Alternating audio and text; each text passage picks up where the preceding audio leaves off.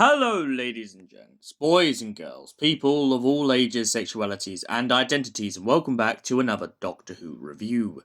And today's Doctor Who review is none other than Remembrance of the Daleks. So, what is Remembrance of the Daleks about? Well, let's just put it this way. This story is a glorious homage to all the years of Doctor Who before it. We go back to Totter's Lane, and the Doctor mentions to Ace that him and his granddaughter once landed in this junkyard. Well, back then it was a junkyard, now it seems to be a scrapyard. And the Doctor explains away to Ace about the events that led up to his first adventure.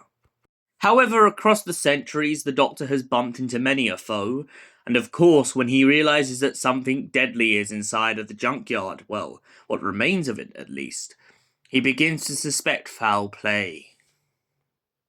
However, previous to this, the Doctor went to go and visit a undertaker after he had given him a coffin a long time ago. The blind undertaker took it without any question, and didn't realise it was the hand of Omega. However, of course, this Hand of Omega, a sacred artifact from Time Lord history, has caused many a stir on Earth, as creatures from beyond the stars begin to swarm and multiply in a drop of water. Sorry, just had to kind of make a reference to War of the Worlds there. But essentially, the Daleks have returned, and they are looking for the Hand of Omega. However, it's not just one faction of Daleks, but two, the Imperial Daleks and the Renegade Daleks. The Renegade Daleks have been manipulating a little girl to get what they want. However, after realising that she's no use to them anymore, they begin to push her to the sidelines, using Davros's voice as a way to intimidate people. The Doctor and Ace then decide to interfere, and what the Doctor doesn't realise is that within the ranks of the soldiers that he has allied himself with are a lot of traitors. One specific traitor who was allied to the Dalek cause fell madly in love with Ace, and their relationship becomes very tainted in this story. Not only for his relationship with the Daleks, but also for the way that he treats people. Ace finds him very aggressive, and when she realises what's in his mum's window, well, it becomes very quite clear that this boy has some very outdated views. This hurts Ace greatly, especially after the bad memories she has of one of her friends' flats being firebombed by local kids. However, the Doctor and her manage to take out a bunch of Daleks. Ace manages to use some power from the Hand of Omega to essentially use her bat with some extra bit of a kick. However, she soon finds herself surrounded, and the Doctor manages to swoop in and destroy all of the Imperial Daleks before they manage to kill Ace. They then track down a teleporter down in the basement, where the Doctor accidentally locks himself down there and gets chased up a flight of stairs by a Dalek. Yes, this is the first time the Dalek begins to fly.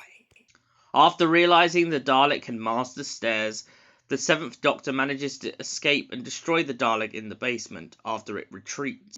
The Doctor then also manages to interfere with the Imperial communication and realises that Davros is in part of this situation.